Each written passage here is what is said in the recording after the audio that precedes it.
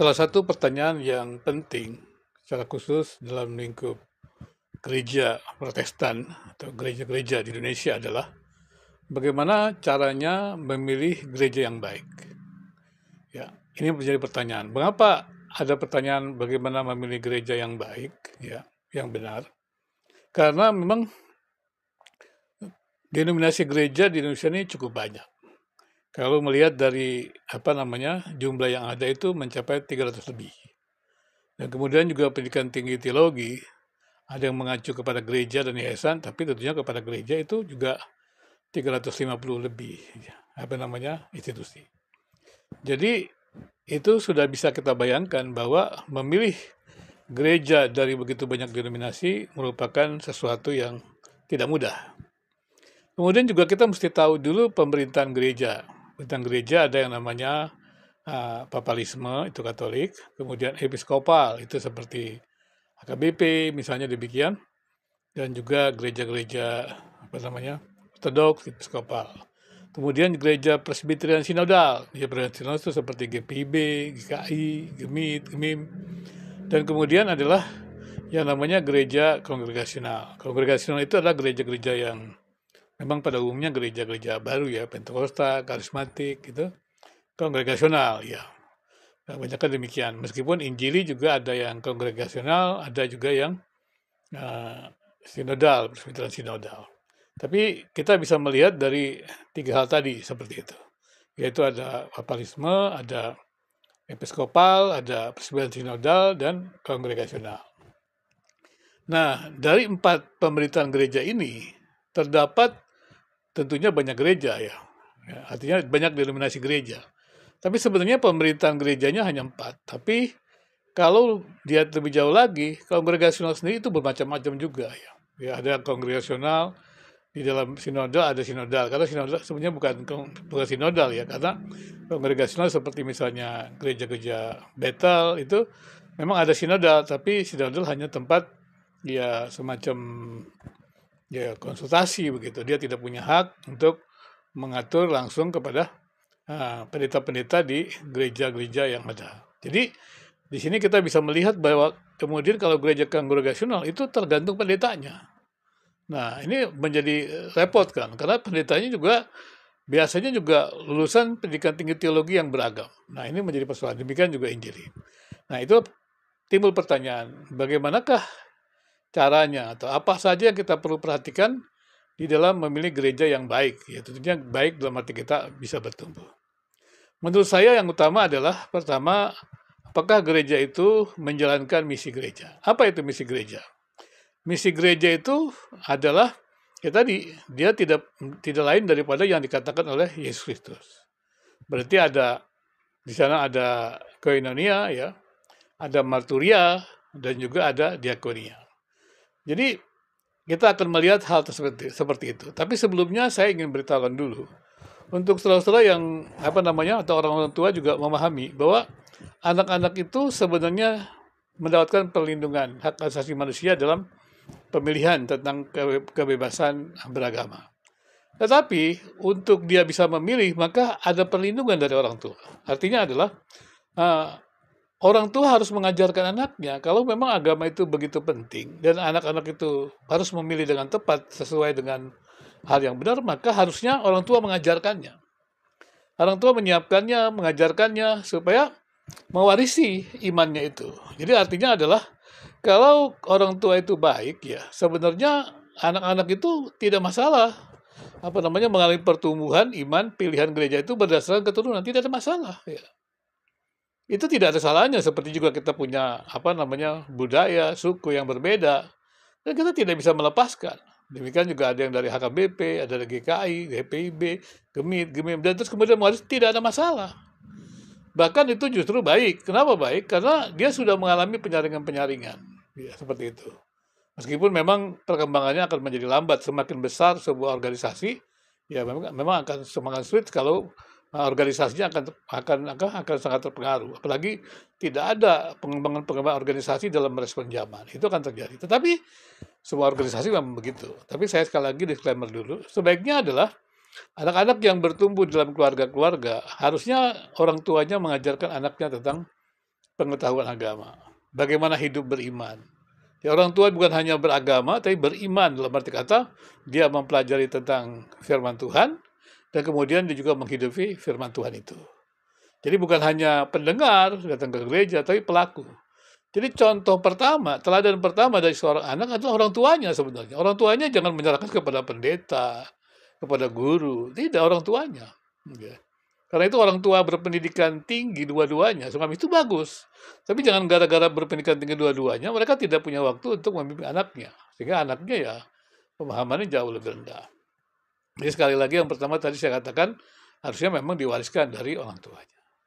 Nah kemudian ketika orang tuanya tidak mengajarkan dengan baik, disitulah persoalannya.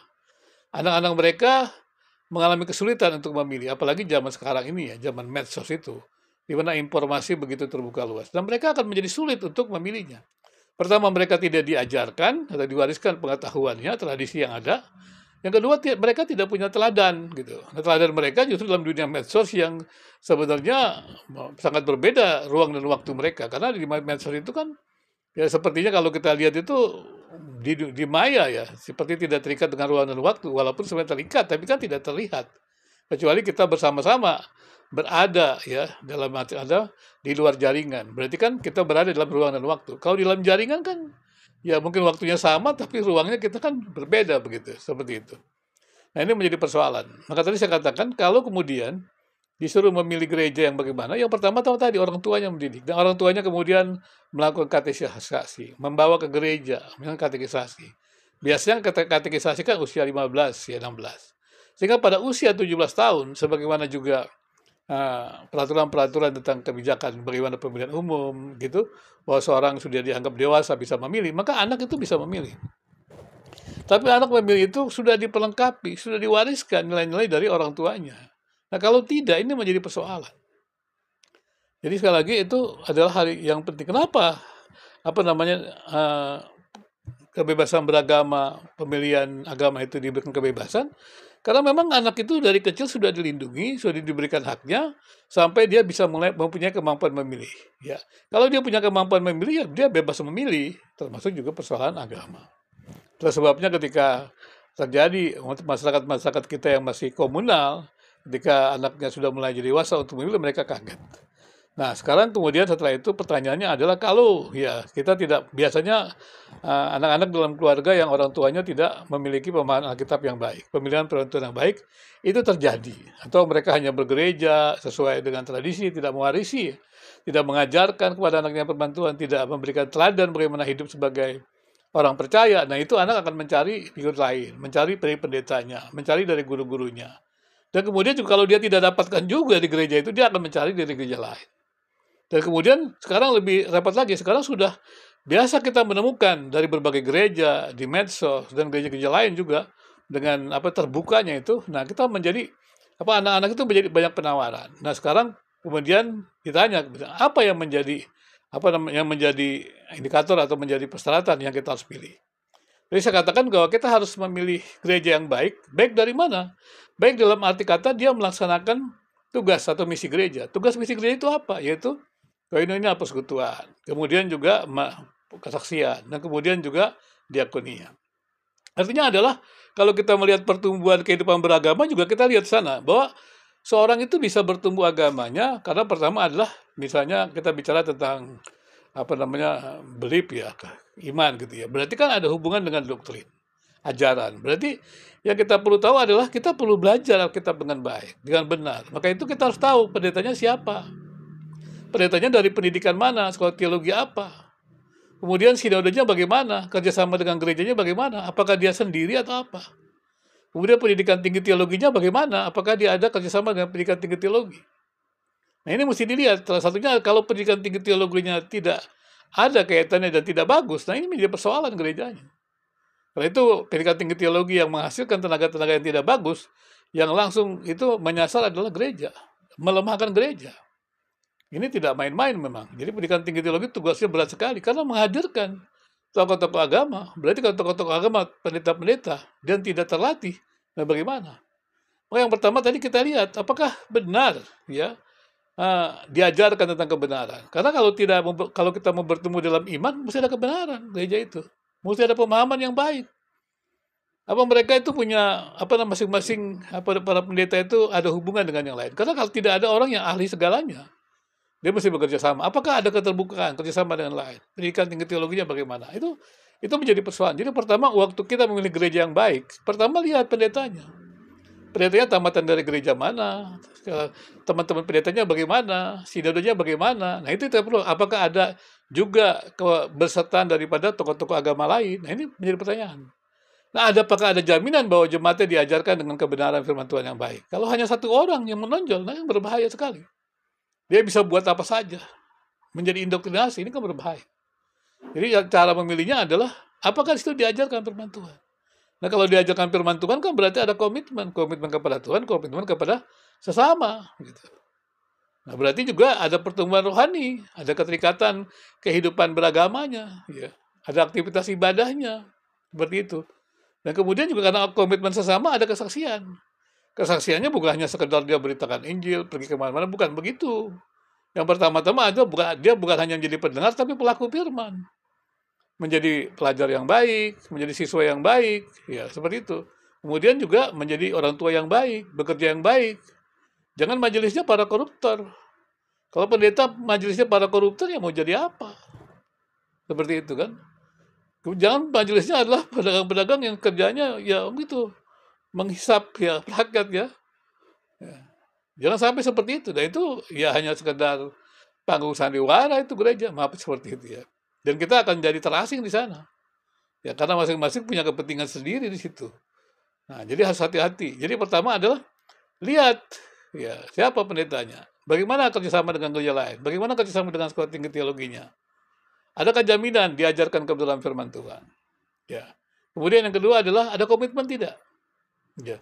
Karena iman ada komitmen. Ada komitmen. Berarti ada persekutuan yang komitmen dengan Tuhan, komitmen dengan sesama. Berarti ada kerjasama. Berarti di dalam itu asal ada kerjasama. Ya, kalau beribut-ribut terus, berantem terus, ya repot juga. Bagaimana kita bisa menikmati hidup menjadi keluarga Allah kalau ribut terus begitu kan? Nah ini menjadi persoalan. Mesti dilihat juga. Ya. Seperti itu. Dan kemudian juga banyak sekali loh sekarang gereja pecah-pecah. Kita juga pusing. Saya berkali-kali di gereja itu bukan gara-gara saya keluar gereja, karena gerejanya pecah-pecah. Ini kan menjadi persoalan kan. Jadi jemaatnya bukan mau keluar, tapi gerejanya pecah. Jadi harus memilih, kan repot. Seperti itu. Ini yang terjadi kan. Terutama dalam gereja-gereja kongregasional kan. Bahkan Presbyterian Sinode juga banyak gereja baru ya. Seperti itu. Pertarungan sinode. Apalagi kita tahu ketika generasi pendiri sudah hilang. Banyak tata gereja itu kan yang menguasai para pendiri. Nah ini repot sekali. Nah kalau kemudian makin lama banyak pendiri sudah meninggal, ada 1-2 orang yang jadi pendiri, dia sangat dominan. Nah ini kan menjadi berbahaya juga. Nah itu karena itu tata gereja mesti tata dengan baik sebelum itu. Ya, jadi tadi saya katakan yang pertama adalah lihat, ya, apakah ada jaminan kita diajar dengan baik. Kemudian tadi yang kedua adalah kesaksian. Ya, kesaksian berarti ada komitmen kepada Tuhan, komitmen kepada sesama. Kesaksian bukan hanya sekadar kesaksian dia bicara tentang Injil, mewartakan Injil, bukan itu. Tapi yang pertama adalah hidupnya sesuai dengan firman Tuhan. Kehadirannya baik, kesaksian itu. Dia menjadi beretika hidupnya. Berjuang tentang dalam keadilan, memperjuangkan nilai-nilai yang baik. Nah itu perlu. Jadi pendetanya dan jemaat sama-sama menjadi kesaksian. Gitu. Bukan menjadi koruptor ya, bukan koruptor yang menjadi pemimpin dari gereja, ini bahaya juga ya. Kalau gereja tidak bisa berbicara kepada koruptor, kenapa? Karena uang koruptornya mungkin banyak nyumbang gereja kan berbahaya. Kenapa itu? Karena berarti ada sesuatu yang tidak beres dalam organisasinya. Nah ini mesti hati-hati juga. Tidak ada suara gereja akhirnya seperti itu. Nah kemudian setelah itu ya, setelah kesaksian seperti itu, maka berarti kan ada, tadi saya katakan ada marturia kan, ada pengajaran, berarti kalau ada kebenaran yang diajarkan, berarti ada kesaksian dari marturia.